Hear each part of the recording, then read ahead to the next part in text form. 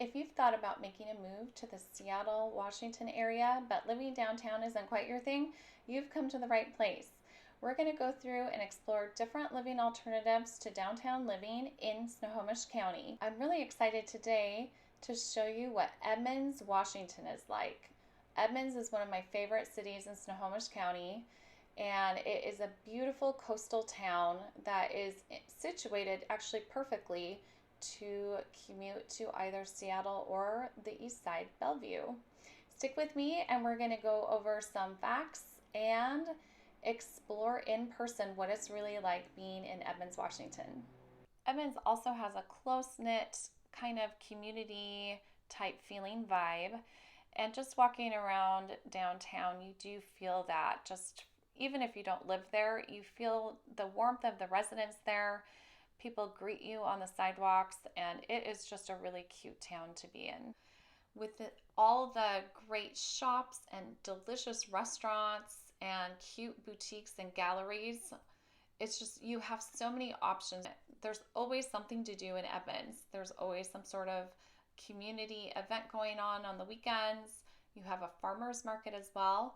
And later on, when the weather gets a little bit nicer, I'm going to go and film those types of community events in addition, because you really want to capture that so you know what sort of community you are going to be moving into. So here I've put Edmonds as the starting destination to downtown Seattle with a start time of 7 a.m. so you get a feel for what a morning commute time would be. It's clocking in at about 22 to 40 minutes, which is not bad at all. Today it did not rain, so keep that in mind. And let's hop on over to the east side, Bellevue, and we'll put in Bellevue Square, which is the main shopping plaza there in the midst of downtown Bellevue. It's coming up with two routes. One going down I-5 with the 520 toll bridge, which there are toll fees associated with that, but it is a beautiful drive across that floating bridge. If you've never done it, definitely recommend doing so. And then the other way is cutting over to 405 East, and that goes all the way down to Bellevue as well. So you can see those yellow zones is where the normal congestion backs up, but you also have some side and back roads that you can use to get to both of those highways.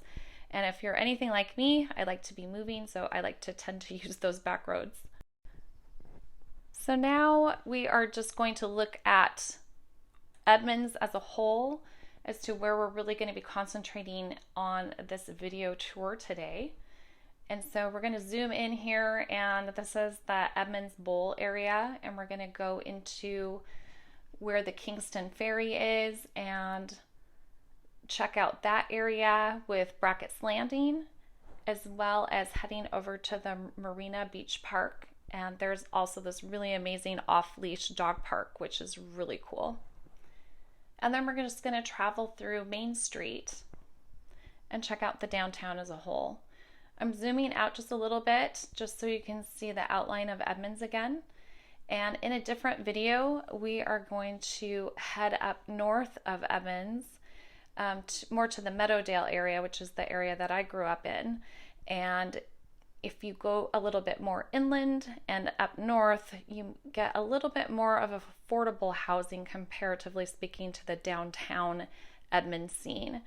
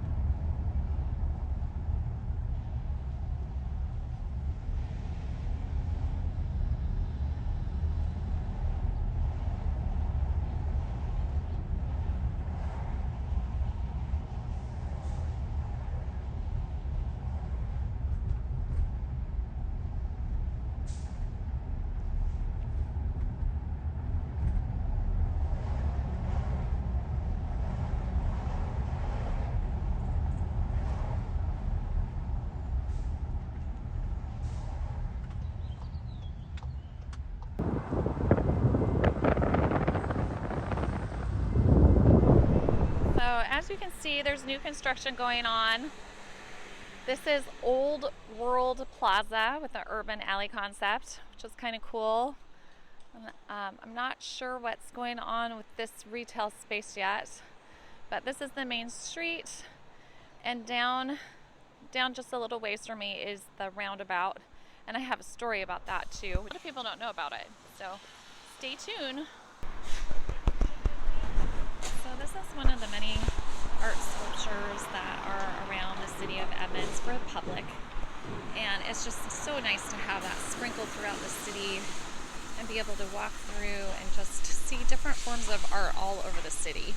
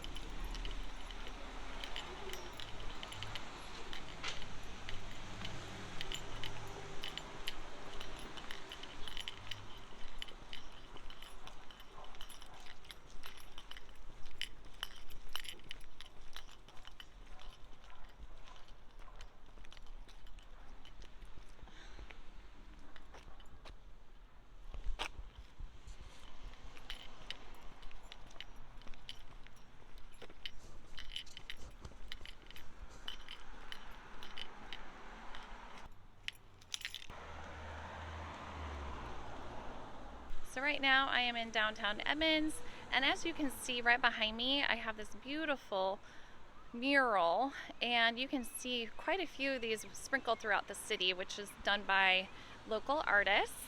And this morning I actually debated about filming today or not, because it was kind of a torrential downpour this morning, and it is a pretty great day. But I thought, you know what, I need to keep it real. So I'm going to come back as well on a sunny day so you can see the differences. And that way you'll know that whatever the weather is, it's always an Edmonds kind of day.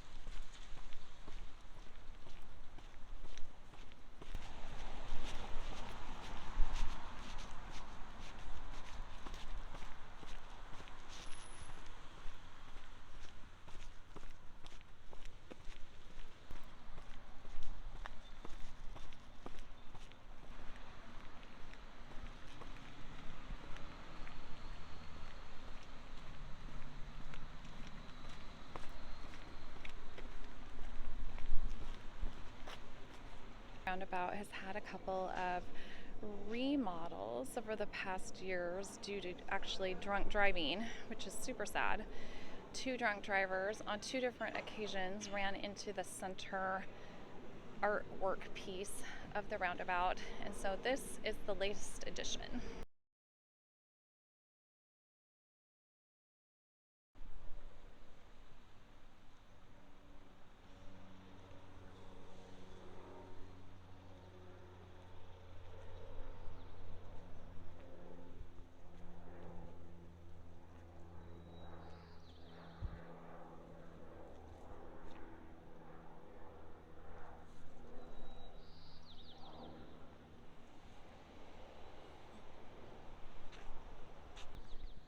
So right now I am actually at the police station, and there is a memorial for veterans here, which is really nice. Anyway, just wanted to let you see this part of the town. And speaking of police, on niche.com, the city of Edmonds is coming in at a C+ for crime. Not sure why, so let's look into that a little bit further. Since we talked about crime, I wanted to show you on a map what crime looks like in Edmonds. So I've pulled up the map and you can see my screen. And when you actually look at it, it's not as bad as it sounds as a ranking of a level C for crime in Edmonds. In the downtown area where we're focusing, you can see that the crime rate is really spread out and not very frequent. Although, unfortunately, it does happen. It's not as apparent as when you get more inland and really concentrating on that corridor of Highway 99. So Highway 99 is an alternative route to get to Seattle and Everett, other than the I-5 corridor. And once you get along that Highway 99, you are definitely going to see an uptick in crime. So I'm walking along in Edmonds next to the Yacht Club. Beautiful view. No matter if it's gray, rainy, or sunny, it's always so nice to be in Edmonds. So right behind me is the outdoor covered eating area for Arnie's.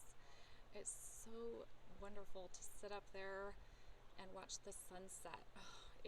There's just nothing like it in the Pacific Northwest. One of my favorite memories about this area in Edmonds is that my family and I would come here for brunches, especially for Mother's Day or Father's Day, celebrating birthdays. And when my kids were little, my sister would always take the kids out and walk along the yacht club and look at all the boats to keep them entertained and to also just give us a little break and enjoy the scenery, which was so nice.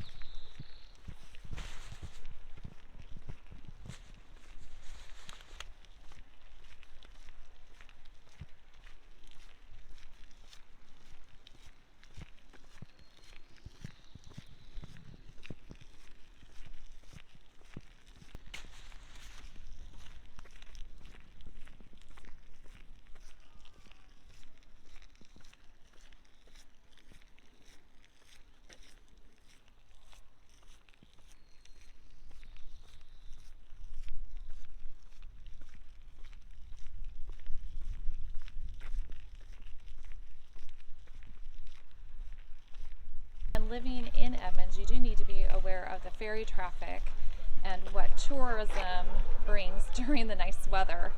So just as a side note, that is something to think about and consider. There's always ways around the ferry traffic though, and also there is a train crossing as well, so that comes through occasionally, but it's usually not too long. I've been in some other cities where it has taken quite a while for the train to cross. You can be there for about 10 minutes, but here it's not too bad.